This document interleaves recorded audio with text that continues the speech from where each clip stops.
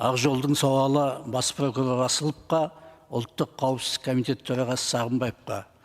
Осыдан 3 жыл бұрын біз осы парламентте діни теріс ағымдарға заңмен тыйым салу туралы көтергенбіз. Содан бері не болды? Нәтиже қайда?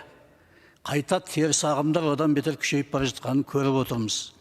Өткендегі елді шулатқан керексіз жайттарды жақсы білесіздер. Оның біреуі қазақтың қасиетті мейрамы әз-наурызға қарсы қара ниетті шабуыл жасағаны, екіншісі өзіне ұнамаған әйелін ат ауыстырғандай көңіл қалаған адамға сыйлай салған атшулы имам. Ал кеше ғана Ақтөбеде сотталушылардың әйелдері сотқа ниқаппен келді. Оларды сот беттерін бүркеген күй сот ғимаратына кіргізді. Ниқаппен отырып, сотталушының заңды өкілі болуға рұқсат етілді. Ескерту жасалмады деп жазады ұлыс медиа. Қоғамдық орында бетті бүркемелеген киім киюге тыйым салған заңымыз қайда біздің? Заң сақталуы тиіс сот ғимаратында қара жамылғандар қаптап жүрсе, басқа жерде басқа шықпағанда қайтеді. Берік ұстаным болмағандықтан ішкі тұтастықтың үруі ұлттық ұстанымымыздың шіруіне жеткізбек. Ал ол ұлттық қауіпсіздік мәселесі екенін басымыздан өткен қасіреттер айқын көрсетті. Ауыр қасіретті бастан кешіріп отырып, сабақ алудың орнына санақ алып отыра беру қашан жалғасады? Біз қоғамдағы өте күрделі мәселеге айналған бұл кесапаттың күнде, әр үйде, әр отбасыда кездесуін күтіп қарап отыра береміз бе?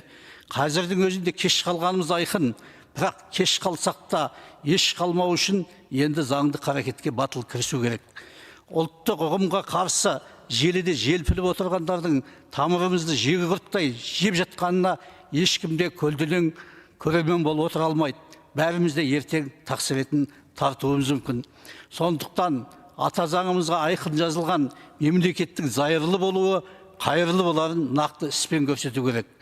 Наурызға, ұлттық дәстүрімізге, ұлттық ұғымымызға қарсылық, ұлтқа, мемлекетке ашық қарсылық.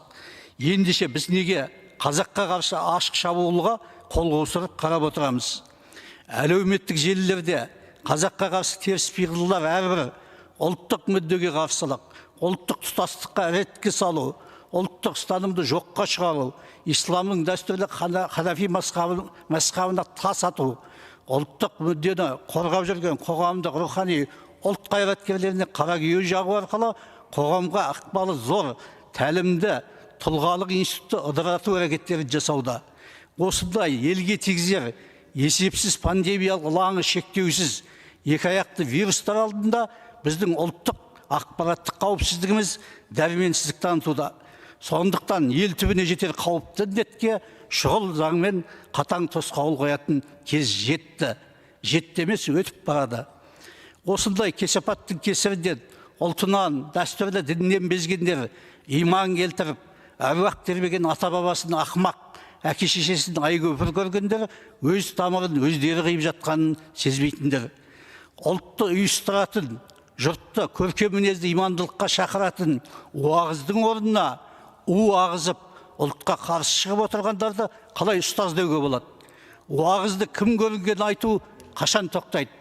Оларға Қазақстан діни басқармасы қандай шешім, қандай бәтуа шығарып отыр? Тіпті ең қасиетті болып саналатын асыл дініміз исламды қауіпті ағымға айналдыру үшін барын салып жатқандар қазір қайтадан күшейіп келеді. Терісін ауыстырып алған теріс ағымдағылар елді екіге бөліп, мылтықсыз майданда мыңдаған жастарымызды қазақтың қатарынан шығарып қана қоймай, ұлтты жою үшін қазаққа қарсы қауіпті күштерге айналдырып жатыр. Батыстың өзінде мысалы Испанияда халықтың дәстүрлі діни сенімін құрметтеп, Құранға, Мұхаммед пайғамбарға тиіскендерді заңды түрде түрмеге жауып жатыр. Ал біздің Құдайдан қорықпайтындар желілерде желігіп, аса құдіретті Алланы, қасиетті Құранымызбен пайғамбарларымызға қарсы ауыздарында келгенін айтуда. Исламға қарсы шығып, ұлттық санаға манипуляция жасауда, діни сенім мен құндылықтарға күмән туғызуда. Әкесі тәңірші, ұлы уахабист, келіні кришнайт, қызы Иегова ниектеп жүрген отбасылардың қиын жағдайы көріп отырып, енді біз бұл келешекте мемлекеттің күрделі мәселесіне айналатын. Депутат Исаның микрофонын қосыңыз. Аяқтаңыз енді. Бұл бір отбасының ғана жағдайы трагедиясы емес, мемлекеттің күрделі мәселесіне айналады. Ендеше біз енді кімге қарап, кімнің бәтуасын күтіп отырмыз.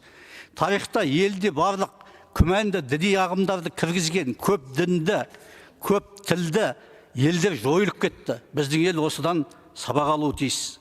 Қысқасы, радикалды діни ағымдарға заңмен тиым салу ұлттық қауіпсіздік мәселесі.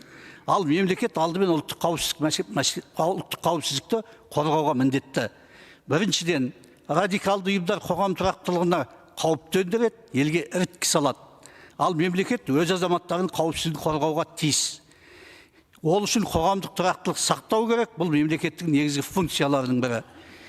Екіншіден, егер мемлекет бұндай қауіптерге қарсы әрекет етпесе, әлеуметтік қақтығыстарға, экстремистік әрекеттерге қоғамдық тұрақсыздық алып келеді. Қауіп төніп тұрғанда заңмен шара қолдану ең қажетті шешім.